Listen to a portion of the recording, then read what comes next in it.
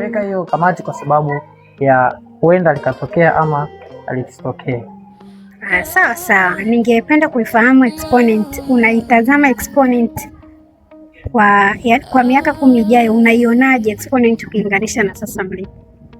Kwa miaka 10 Exponent naiona mbali.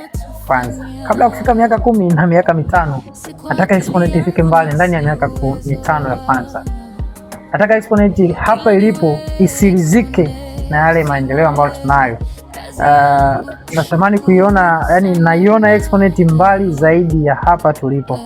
Exponent ambayo wana kikundi ambao wapo ndani ya Exponent, natamani na zaidi ya kila mmoja aone mafanikio ambayo yapo hapa. Tunatamani kuwa na miradi mikubwa ndani ya miaka hiyo 5 mpaka 10. Tunatamani kuwa na shughuli mbalimbali, lakini pia zile shughuli mama ambazo kikundi kimebeba, ile ya kusaidiana kwenye shida na raha, ziwe ndo kipaumbele kikubwa katika kikundi. Kwa mwana kikundi anapoingia, anapotamani kujiunga au aliyoko ndani ya kikundi cha Exponent ambaye ipo mle, afurahie ile huduma ambayo inatolewa na Exponent Flavors Group kama lengo mama la. Okay. Unaishauri nini au unawashauri nini wanakikundi wenye asili kama ya kwenu nyie? Je, wana chochote cha kujifunza kutoka kwenu au nyinyi mna chochote cha kujifunza kutoka kwao? Unawashauri nini wao au unatushauri nini sisi tulioko ndani ya hicho kikundi cha Exponent?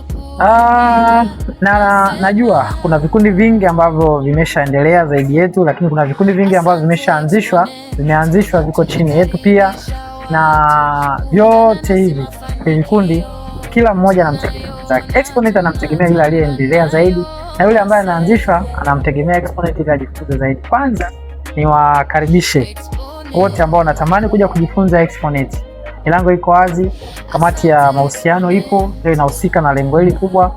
Naweza ukawasiliana nao wakapata nafasi ya kuja kujifunza, tukawaelimisha sisi tunaendeshaje shughuli hizi mbalimbali, kama ni miradi, kama ni kusaidiana kwenye hizo shida na raha, tunawakaribisha. Lakini pia vile ambavyo tunaendelea zaidi na wenyewe tunatamani ikija au wakija watupe yale ambao sisi hatuna, tutajifunza kwao na tutapata mengi kupitia wao, na vyote hivi na wote hao naamini kila mmoja atafaidika. Kwa hiyo tunawaalika vikundi vingine na vialika vije vijifunze, na sisi tunatamani pia kwenda kujifunza kwao. Karibuni sana, wala wasiogope kuja kwa sababu ya kigezo cha kusema labda Exponent wameendelea sana au wana mambo makubwa. Hapana, tutafundishana.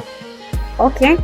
Katika maelezo ya madhumuni pamoja na nini kinachofanyika ndani ya kikundi cha Exponent, nimeona vitu vingi vinahusisha maokoto, yani fedha, miradi mbalimbali. Ukiangalia kwenye uendeshaji wa kikundi inahitaji fedha, lakini katika watu au wanakikundi walioko ndani ya hiyo Exponent, kama ulivyoelezea, ni watu wa rika mbalimbali. Mnawezaje kucontrol masuala ya fedha kwenye kikundi chenu? Kama nilivyosema, Exponent amebeba watu wote wenye elimu, ambao wana elimu, wale wote ambao yani